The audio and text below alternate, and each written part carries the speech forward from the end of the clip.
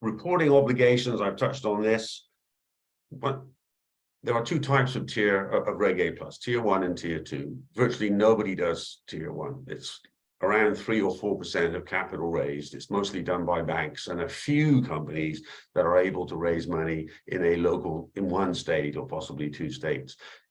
So forget tier 1, it's almost never relevant. Tier 2 goes from zero capital raised up to 75 million. There's a regular misunderstanding that it starts at 20 million. It doesn't, it starts at 0.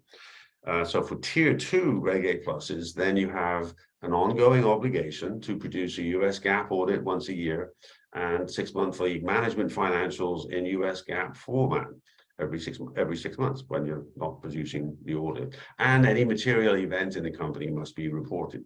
So this is a very non-onerous reporting obligation.